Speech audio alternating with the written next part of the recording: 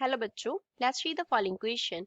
An object of mass 10 kg is projected from ground with speed 40 meter per second at an angle 60 degree with horizontal. Horizontal के साथ 60 degree के angle पे 40 metre per second की speed पे एक object को क्या किया है, प्रोजेक्ट किया है ग्राउंड से, जिसका मास है 10 kilogram. The rate of change of momentum of the object 1 second after the projection in SI unit is. SI unit में हमें क्या फाइंड आउट करना है, rate of change of momentum object का फाइंड आउट करना है. Take g is equals to 9.8 meter per second square. g का value 9.8 meter per second square है. ऑप्शंस क्या हैं, 73, 98, 176 एंड 140. फर्स्ट ऑफ ऑल हम इस क्वेश्चन में की कॉन्सेप्ट के बारे में बात करेंगे. कौन सा की कॉन्सेप्ट इस क्वेश्चन में यूज हो रहा है. क्वेश्चन में हमें क्या निकालने को बोला है, rate of change of momentum. Rate of change of momentum find out करने को बोला है. Rate of change of momentum जो है वो किसके इक्वल होता है, फोर्स के इक्वल होता है. यहाँ ये हमने कहाँ से लिखा है, from Newton second law of motion. न्यूटन सेकंड लॉ ऑफ मोशन हमारे पास क्या कहता है, that rate of change of momentum will be equals to force apply. Newton second law of motion. अब प्रोजेक्टाइल मोशन की अगर हम बात करें तो ये हमारे पास सपोज वाई एक्सिस है और ये हमारे पास क्या है, एक्स एक्सिस है. तो यहाँ से प्रोजेक्टाइल का जो पाथ है वो कुछ इस तरीके से होगा. यहाँ पे उसका क्या है, इनिशियल स्पीड u है. u का जो वैल्यू है वो हमें दिया गया है 40 मीटर पर सेकेंड. जो एंगल ऑफ प्रोजेक्शन है थीटा, उसका वैल्यू हमें दिया गया है 60 डिग्री.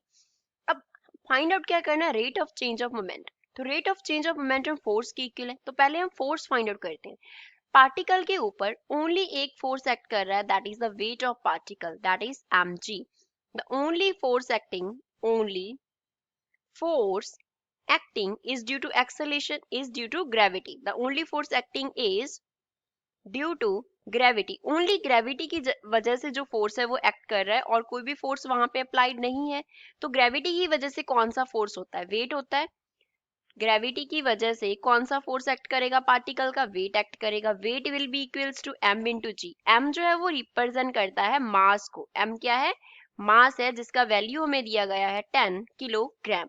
तो सिंपली हमें क्या करना है, rate of change of momentum को फोर्स से इक्वेट कर देना है. अब क्वेश्चन में g का वैल्यू हमें दिया गया है 9.8 मीटर पर सेकेंड स्क्वायर.